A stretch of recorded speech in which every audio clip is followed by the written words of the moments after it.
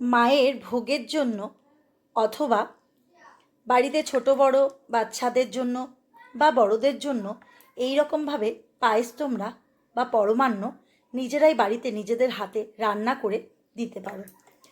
তো যদি এই রকম পায়েস তোমরা রেসিপি দেখতে চাও, ভিডিওটি স্কিপ না করে সম্পূর্ণ দেখতে থাকো। বন্ধুরা, আমি পায়েসটা রেডি করব বলে এখানে একটা হাঁড়ি নিয়ে নিয়েছি সিলভারের। তার মধ্যে 2 লিটার দুধ ফুটতে দিয়েছি। যদি 100 গ্রাম গোবিন্দভোগ চালের পায়েস তৈরি করেন তাহলে পরে দেবেন 1 লিটার দুধ, আর 200 গ্রাম করলে 2 লিটার দুধ। এটাই কিন্তু মাপ।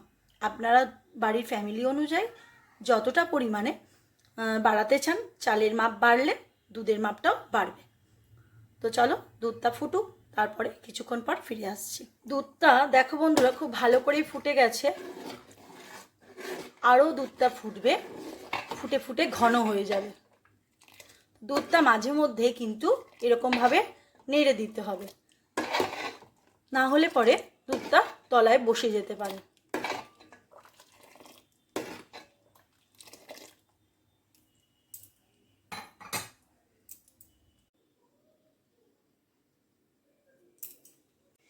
এখানে বেশ কিছুটা পরিমাণে কাজু কিশমিশ নিয়ে নিয়েছি বন্ধুরা। এবার কাজু কিশমিশটা একটু জলে ধুয়ে নেব।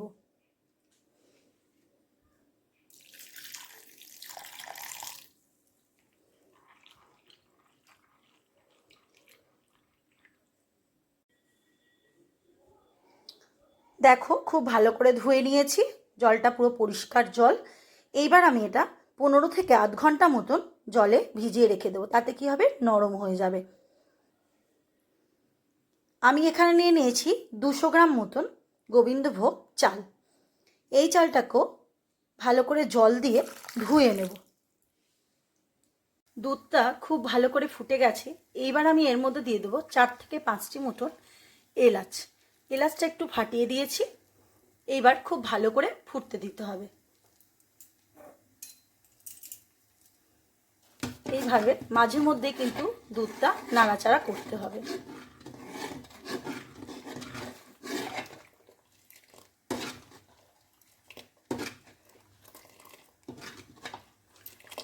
দুধটা আর একটু পরিমাণ কমে এলে তখন কিন্তু আমরা চালটাকে দিয়ে দেব।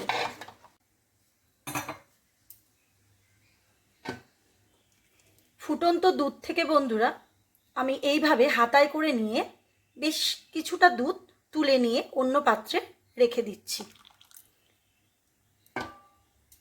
দুধের পরিমাণটা দেখো কমে গেল। এইবার এর মধ্যে দিয়ে দেব গোবিন্দভোগ চাল, ঘি তেজপাতা দিয়ে যে মাখিয়ে রেখেছিলাম গোবিন্দভোগ চাল, সেটা এর মধ্যে দিয়ে দেব। এগুলো দিয়ে দিলাম।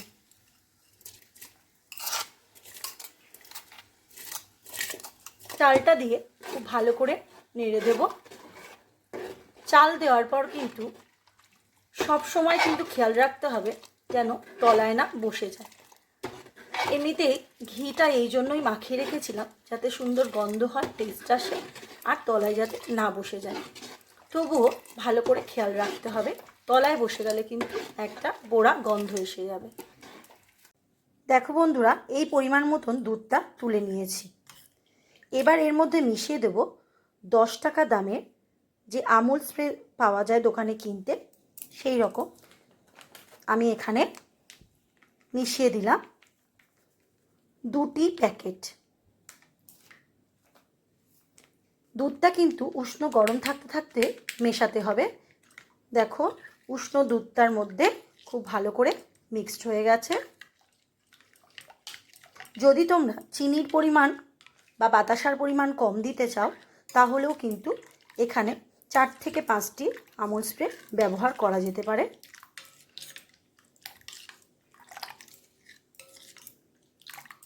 আমুল স্প্রেতেও তো একটা মিষ্টি ভাব রয়েছে, সেই কারণে তোমাদের কিন্তু বাকি উপকরণগুলো একটু পরিমাণ বুঝে দিতে হবে।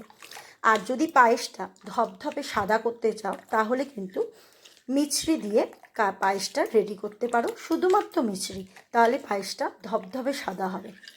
যদি চিনির হয় তাহলে পরে একটু লালচে ভাব আসবে, কিন্তু পুরোপুরি সাদা করতে হলে মিছরি দিয়ে পায়েসটা রেডি করতে হবে।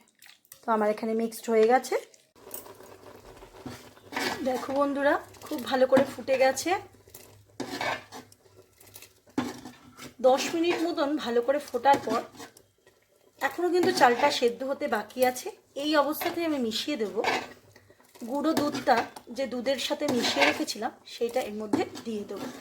চালটা কিন্তু এখনও সেদ্ধ হয়নি, চালটা ওই দুধের মধ্যে আবারও সেদ্ধ হবে। দুধটা দেওয়ার পর আরও 10 মিনিট মতন লাগবে, 8 মিনিট কি 10 মিনিট মতন লাগবে একটু সেদ্ধ হতে। এবার আমি মিশিয়ে দেব।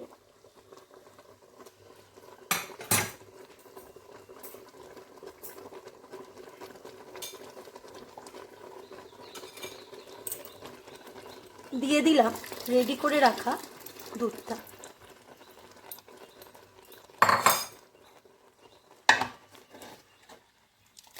পায়েসের টেস্ট এতে আরও দ্বিগুণ হয়ে যাবে বন্ধুরা। বাড়িতে ঠিক এইভাবেই তোমরা বানিয়ে ফেলো। সামনেই রান্না পুজো বা বাড়ির ছোট বড় যারই জন্মদিন হোক তার উপলক্ষে। এইবারও আরও সেদ্ধ হবে।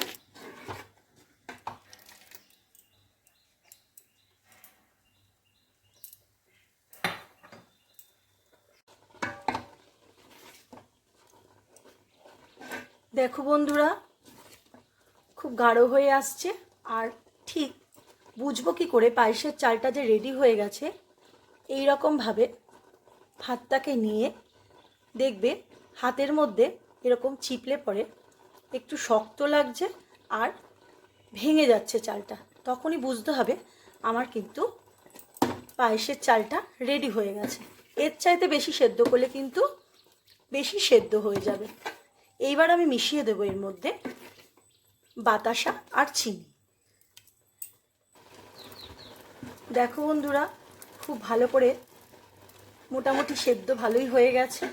এবার এর মধ্যে দিয়ে দেবো 150 গ্রাম মতন বাতাসা এর মধ্যে দিয়ে দিলাম। আর দিয়ে দেবো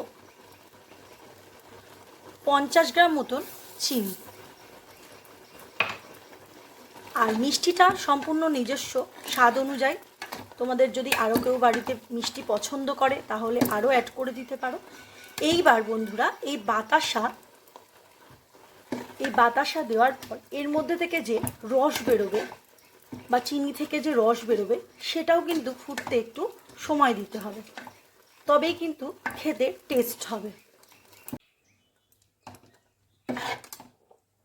দেখো বন্ধুরা, ঠিক ঘনত্বটা এই রকম হয়ে গেছে। এবার আমায় বুঝতে হবে যে পায়েসটা রেডি হয়ে গেছে। দেখো কালারটা কি সুন্দর এসছে বন্ধুরা। এবার আমি একটা অন্য ফ্রাইং প্যান বসিয়ে কাজু কিশমিশটা একটু ঘিয়েতে ভেজে নেব।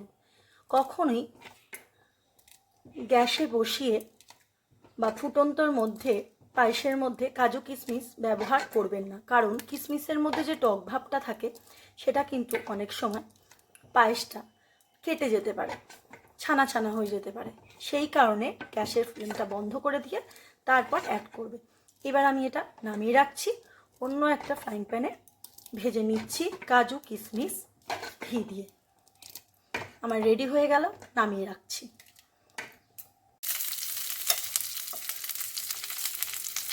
একটা ফ্রাইং প্যান নিয়েছি, নিয়ে একটু ঘি দিয়ে জল ঝরিয়ে রাখা কাজু কিশমিশগুলো একটু ভেজে নেব ঘিয়ের মধ্যে।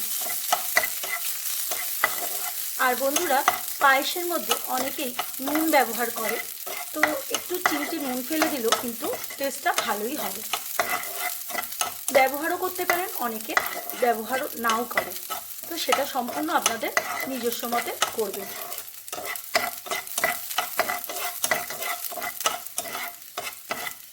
ঘিয়ের সাথে খুব ভালো করে ভাজা হয়ে গেছে। এইবার গ্যাসটা বন্ধ করে দেব। গ্যাসটাকে বন্ধ করে রেখেছি। ঘিয়ে ভেজে রাখা কাজু কিশমিশগুলো এবার এর মধ্যে অ্যাড করে দেব। দিয়ে খুব ভালো করে মিশিয়ে দেব।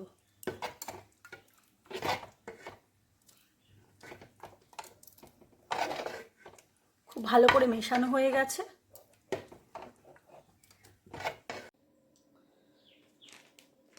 তৈরি হয়ে গেল বন্ধুরা ভোগের পায়েস।